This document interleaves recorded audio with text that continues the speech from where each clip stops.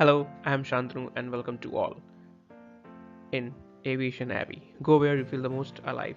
Today we'll learn about runway lights. So, let's begin with why the runway lights are important. To make an aerodrome operational at night, to make aerodrome operational during low visibility conditions, to provide more conspicuous guidance to the pilot. These are three major things why a runway should be equipped with lights. So now we should begin with the first light. So let's get started.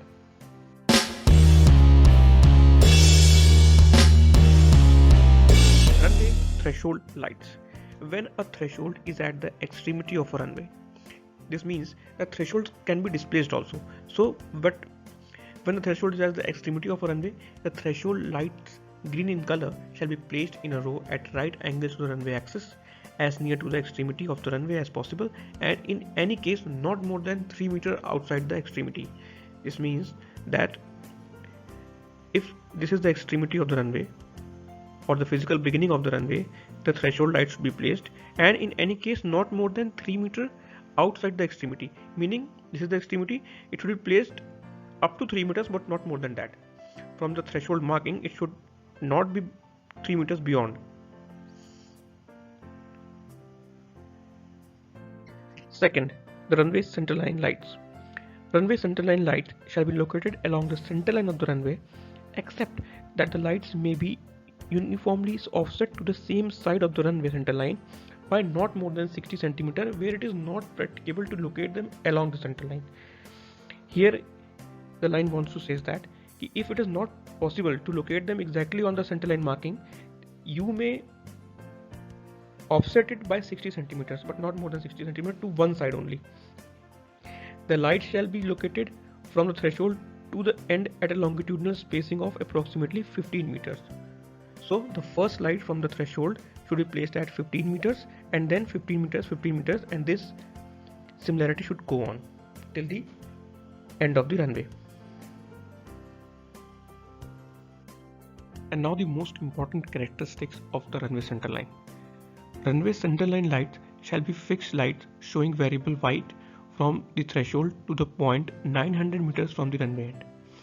Alternate red and variable white from 900 to 300 meters from the runway end, and red from 300 to the runway end, except that for runways less than 1800 meters in length, the alternate red and variable white light shall be extended from the midpoint of the runway usable for landing to 300 meters from the runway end.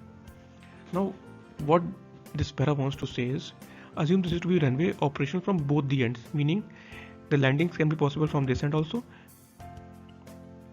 The landings can be possible from this end also and this end also. So here we have the configuration lying from both the sides. So assume we are landing from here.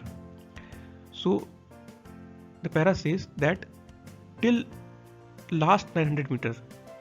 So for this side runway landing, this is the last 900 meters. So the pattern for the last 900 meters is different, and till here, from here till here, it will be only variable white.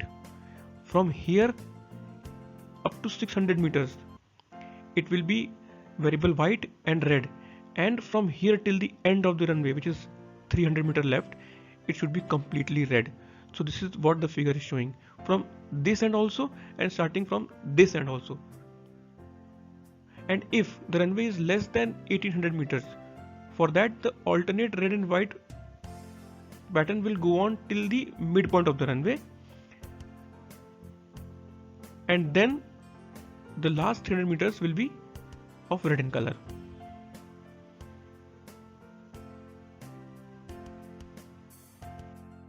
The third light, runway edge lights.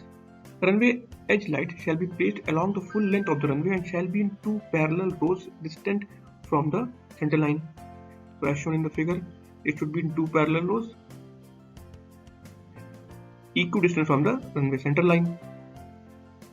Runway edge light shall be placed along the edge of the area declared for use as runway or outside the edges of the area at a distance of not more than 3 meters. They say that if this is the runway side stripe marking, it should not be more than 3 meters.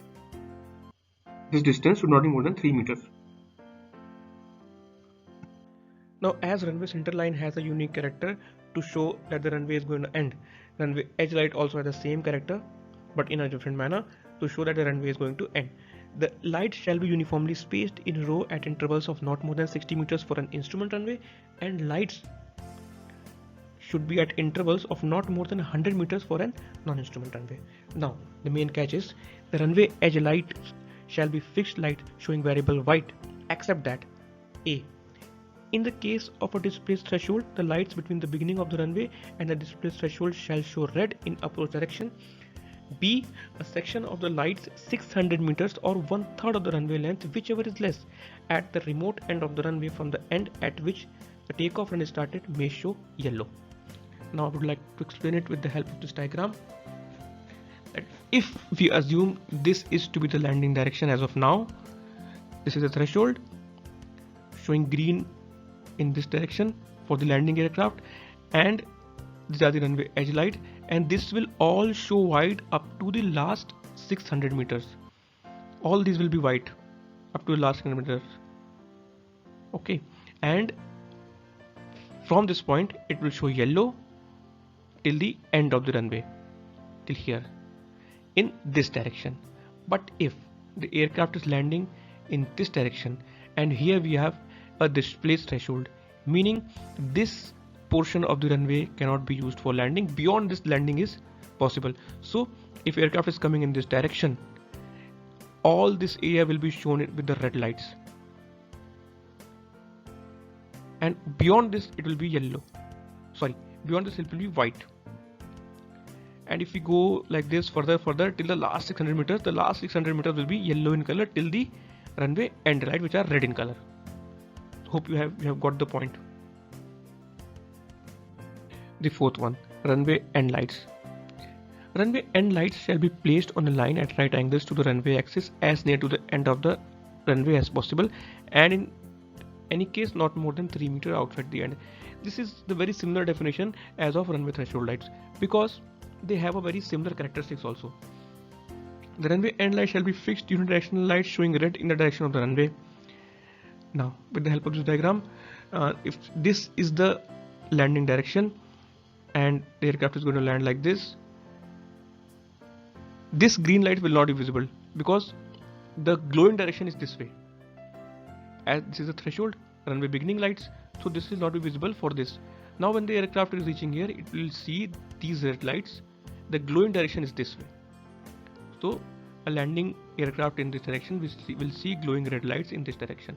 Now if the aircraft is coming from this direction, it will first see these red lights because this area is not intended for landing. Then the pilot will see these threshold lights, meaning the physical beginning is from here. Now the aircraft will land here and will go like this and will see these end lights. That is the physical end of the runway, and this green light will not be able to see because this glowing direction is this way. So hope the point is clear.